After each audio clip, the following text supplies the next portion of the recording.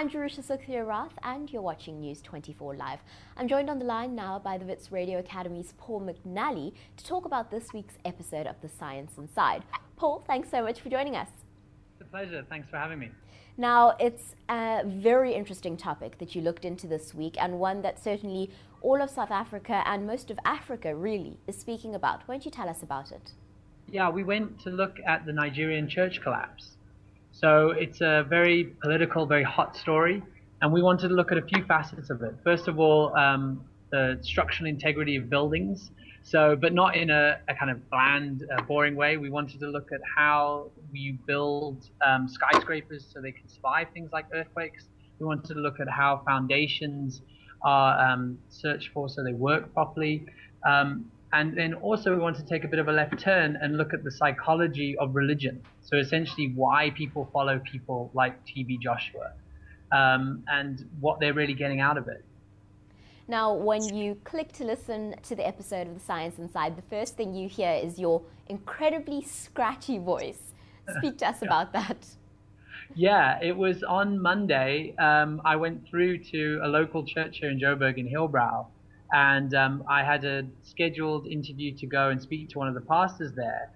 And the level of paranoia, I think, around these sorts of institutions is so high that they're just very open to using violence, basically, at any turn.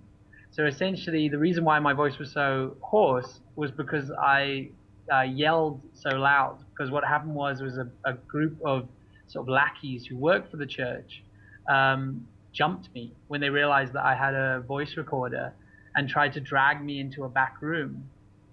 It was like four guys all in black pants and black jerseys, sort of the sort of church kind of uniform, and they all like were sort of cackling and tried to drag me into this back room. And I was surrounded by all the people that had been at church that morning. It was like 6:30 in the morning. It was very bustling, and everyone just sort of stood by and watched. So when you realize that you can't really fight that many people, the only thing is to sort of cause a scene, you know, and you sort of scream so loudly that's why I lost my voice. And then eventually and then they sort of got frightened by that screaming weirdly, and then I managed to get away. Well, we're certainly grateful for that. Now, you also looked into a lot of the science behind building structures and even the science behind sound. Talk to us about that. Yeah, I mean, we try and take some listeners' questions each week.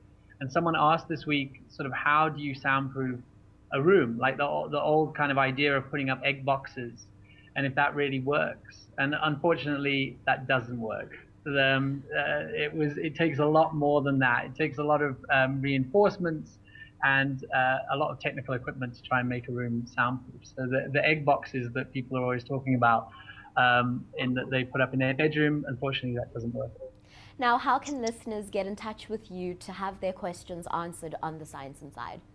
Yeah, they can contact us on journalism.co.za. And also, I think that's the best way to get in contact with us. So if they go to journalism.co.za, they can click on the tab for The Science Inside, and they can send through their questions. And then we'll contact them and talk to them a little bit, and they'll go up on air, and then we'll try and answer their question the best we can. Now, Paul, I think everybody's very interested in your findings with the psychology behind religion. Of course, people who visit these mega churches and follow people like TB Joshua would insist that they feel something very real when they're being ministered to, I suppose that's the right word, by him, yes. or when he preaches. So what did the psychologist say? Yeah, we spoke to Leon van Niekerk from the University of Johannesburg, and he's had a lot of experience with religion as a psychologist, and it was fascinating about how he broke down what people are really getting out of it, and how there is a freedom in sort of almost disengaging that critical thought around certain issues and just allowing your emotions to run through you. And that is sort of how people describe it, like as if there's sort of a Holy Spirit that's running through them.